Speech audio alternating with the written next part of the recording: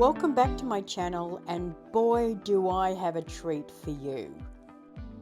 I picked up this old girl for $10 years ago because I really liked her shape, but she was in such bad condition superficially that I just kept putting her in the too hard pile.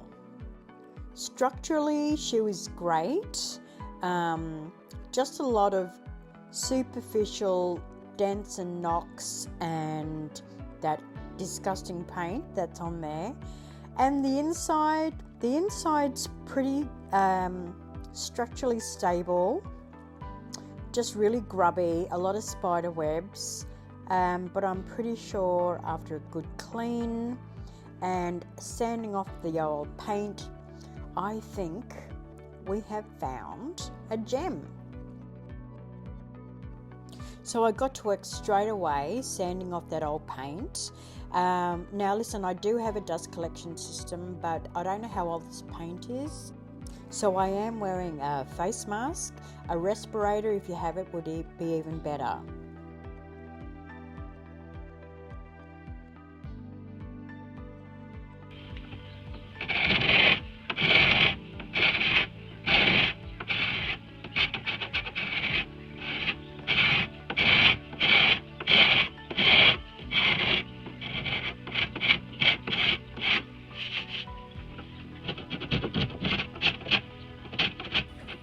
I've decided I am going to create a layer of texture, so I'm using Anisone's Honfleur, which is a dark brown, mixed with salt wash powder additive to create a thickened paint, a bit like a paste, and I'm going to use this really old brush, don't use a good one, to stipple it on all over. And what this stippling motion does is create peaks, and with the texture additive in the paint, it turns into literally concrete, so it becomes really super hard with these peaks, and you can add little bits of chunkiness here and there and try to make it as random as possible, because what we're doing is we're going for a bit of a worn, aged appearance. This is Mint by Michelle's Mineral Paint Stoneware Clay, and I'm going to put this inside the cabinets, and I just want you to watch how smooth and creamy this paint is. It covers so well, but I do end up giving it a couple of coats for endurance.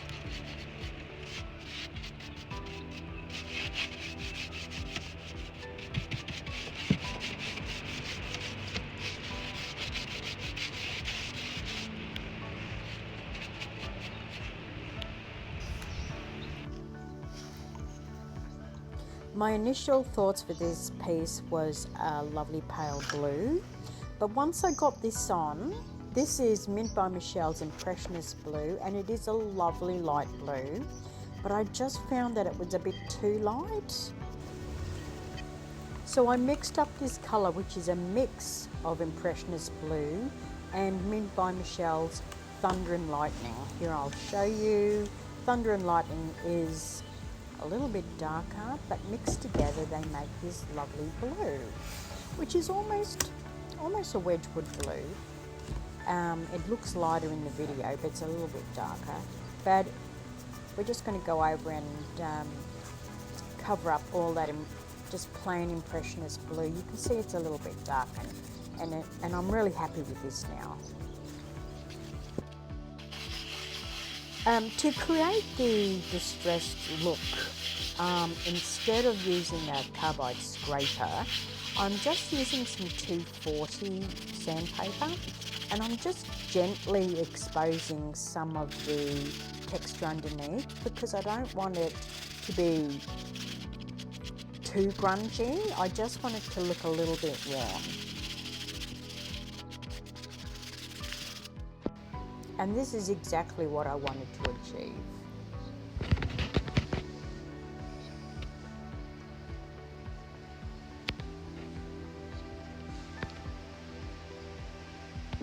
Okay, the star of the show is this eye knocker design paint inlay called Grisaille Toile. There are 8 sheets and they join up in all directions, and I figured it will fit right across the front perfectly.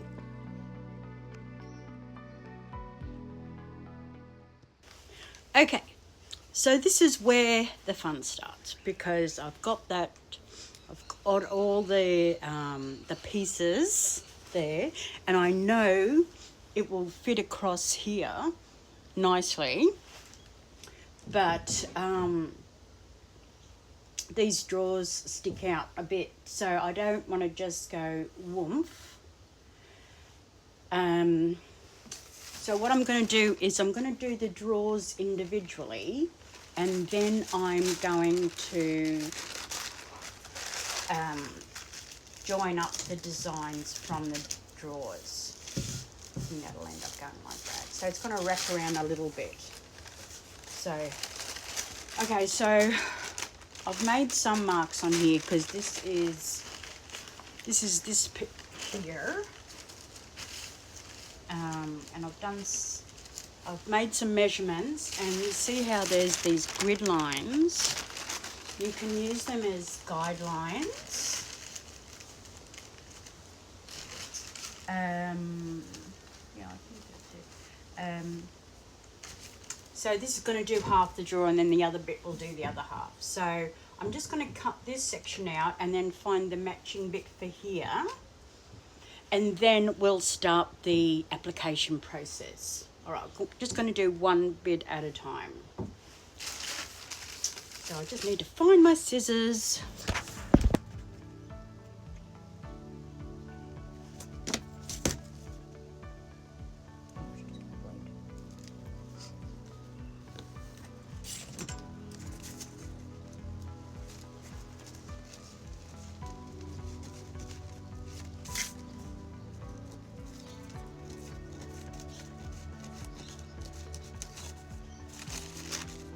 This bit.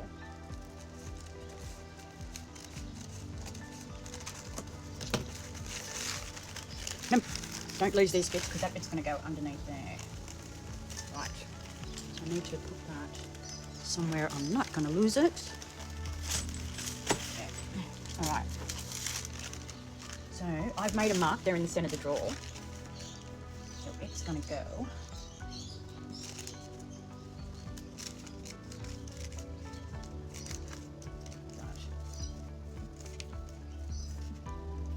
So then I get this other piece.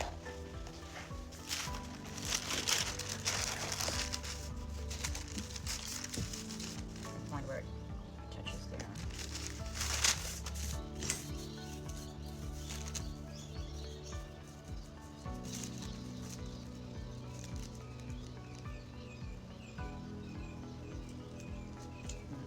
What I'm going to do is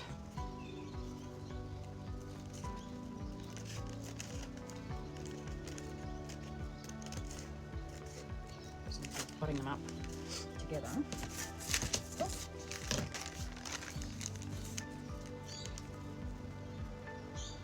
So I need to chop this bit.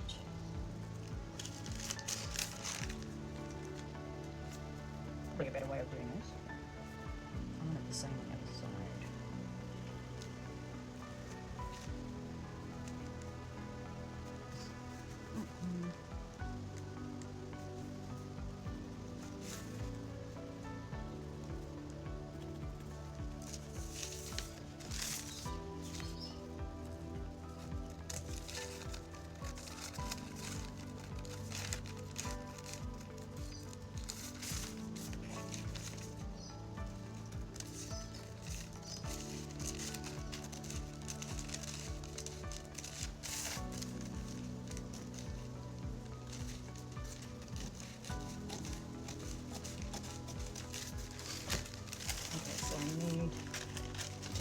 As well, this side. All right, so these are going to be, make sure you get it the right way around. These are going to be for that drawer, so I might just start with that drawer and see how we go. Okay, so if you've watched any of my other videos, I usually apply the paint inlay. Now remember, that's got the painted design on it, and then you've got the grid side.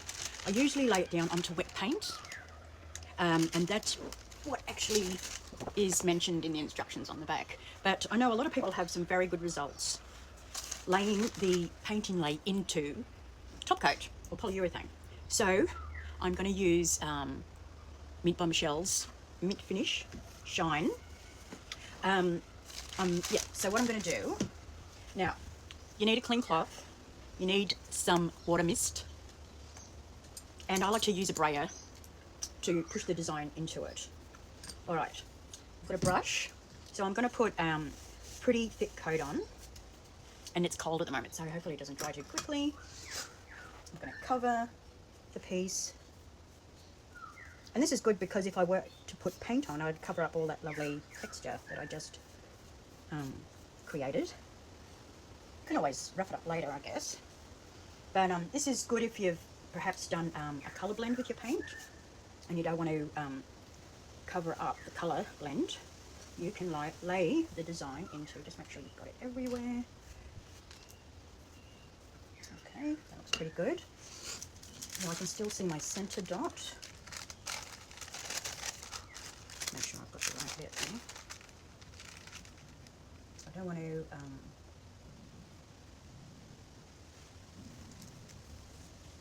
yeah, I've got that one on. And then I can oh bugger. No, that's right. But I had it upside down. I'm hoping I've put enough top coat on. Now, I'm going to give it all a bit of a mist.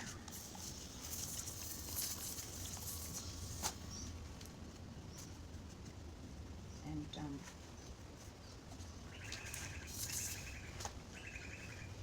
actually, I'm going to go straight for the brayer.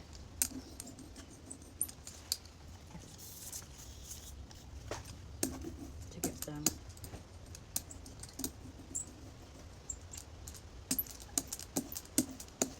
good, nice and flat.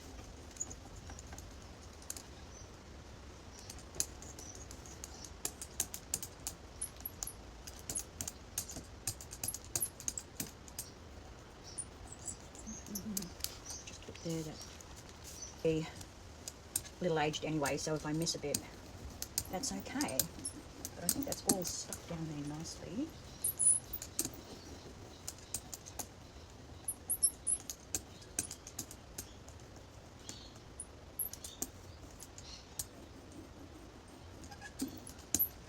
I think this will be a nice colour combo on this paint.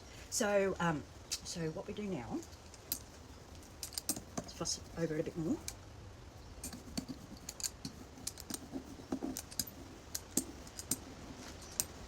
Is we wait for it to dry naturally. Okay, so once the paper is dried, and you can tell when it's dry because at the moment it's looking a little translucent, and when it's dry it will look white again, like this. See there, all right? So we'll just wait for that to dry.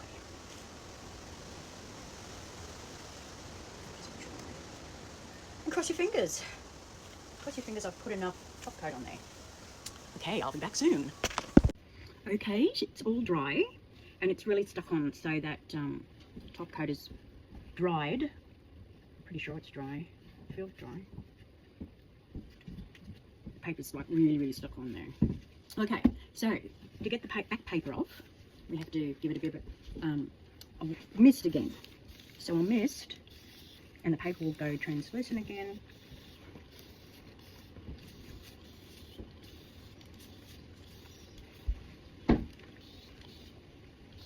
You have to get all the bits where the paint is. I've got stuff blowing everywhere. You'll soon know if you haven't misted enough. I'm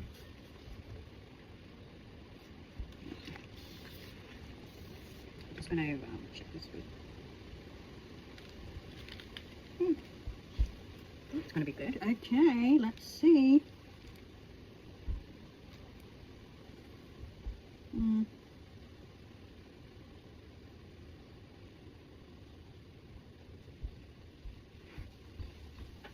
Can you see that?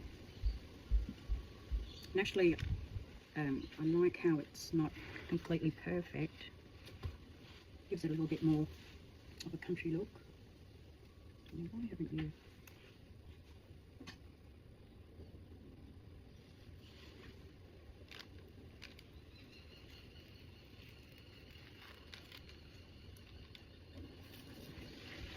Yeah. Now, if you have any gaps like that, you can always fill them in with paint. I'll just turn that up, and you can see. So that's all paint now. There's a little bit missing, like it's a bit rustic there. And there is a little bit of a gap in the leaves up there, but I can, where are they, up top there? I can fill that in with a bit of paint. So what we'll do now is we'll just let that dry, and we'll get on with the other drawers. So I'm just doing sections at a time to get around this, the shapes here. I'll just show you that this bit will just sit like that, and then I'll start the rest of the door. But I had to start with the drawers first. See, the drawers are all done, and once they were all done, I could make sure that, because they're not an even surface, I could make sure that this all lines up. So that's where I'm up to, just waiting for that to dry, and then I'll peel it off, and then I can start putting the rest of it on the door.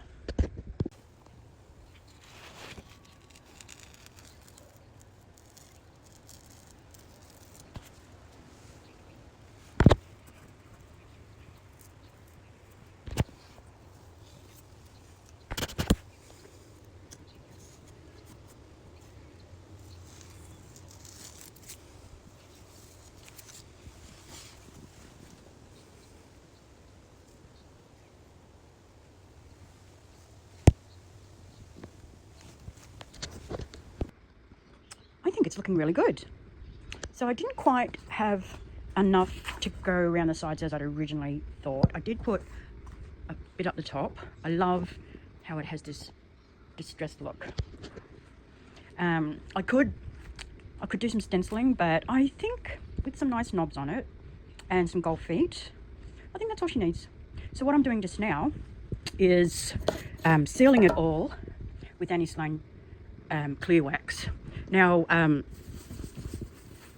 the mineral paint doesn't actually need sealing, but the paint inlays do. They need sealing because it's paint. So there we go, and the clear wax actually really deepens that blue colour. It looks lovely. Okay, now I'm going to put a bit of gold on the feet and pop some knobs on. Well, she's all done now, and she's looking pretty amazing. She's looking so classy, so elegant. I can't believe it's the same piece. I didn't manage to wrap right around. I've just put a little bit. I ran out. But I've got it, there's a little bit on top. A little bit on top. I could have added some stencils, but I think she's just looking very elegant as she is. There's the gold gilding wax on the legs. And I didn't show you, and this is what I do a lot of the time, is spray the inside of the drawers with gold after they've had a good clean. Covers up any stains. And the inside colour is Mint by Michelle's Stoneware Clay. And it's a really good match for the paint inlay. So there we can see the lovely texture. I don't know, my application isn't always the best, but I do like that worn look. I like the worn look. It suits the piece. So now I'm just going to take some photos. Okay.